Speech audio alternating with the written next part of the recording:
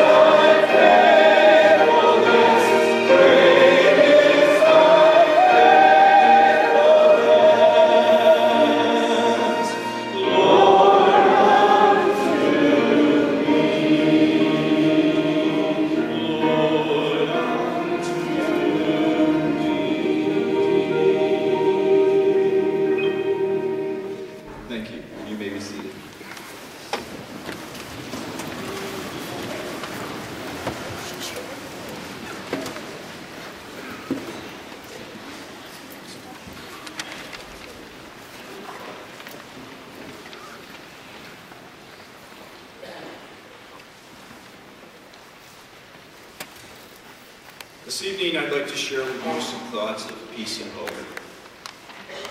But before I do that, I'd like to just pause to recognize the fact that today is a day of grieving. We grieve because we hurt. Death has hit home. It's touched somebody that we love and know and care about.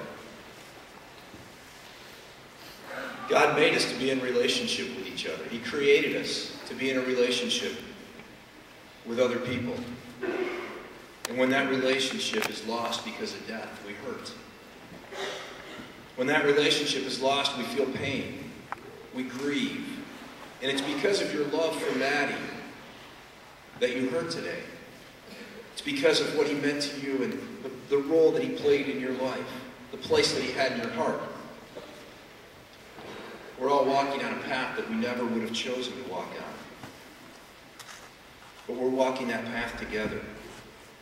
There's others here, everyone here. Let's walk in that path with you. You hurt, and we acknowledge that fact. It's okay to grieve. Grieve long and grieve deeply.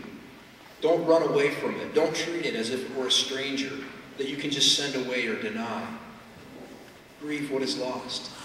Grieve honestly. Grieve lovingly. Grieve patiently. But in the midst of that grief, I'd like to share some words of comfort. You may have been amazed this week, as I have been, by Blair and Rana and their family, as you've watched them and talked to them and visited with them over the last few days. The peace and the strength that they've demonstrated. But they haven't denied their grief. They've had their times that they've broken down. But they have known a profound peace that goes beyond all of our human understanding. And they want me to share with you why they've been able to grieve as they have. The Apostle Paul wrote these words in his first letter to the church at Thessalonica. He said this, he said, "Brothers and sisters, we do not want you to be ignorant about those who fall asleep, or to grieve like the rest of men who have no hope.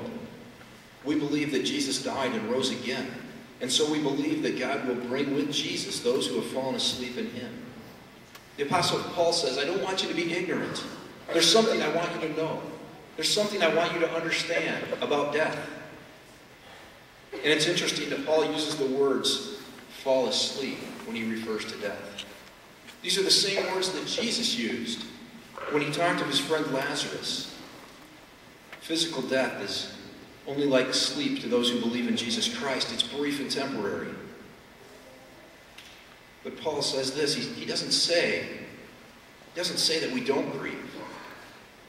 Jesus grieved when Lazarus died. It tells us that Jesus wept. The shortest verse in the Bible, that's always the first verse that kids want to learn so that they can get points for memorizing Scripture. Jesus wept.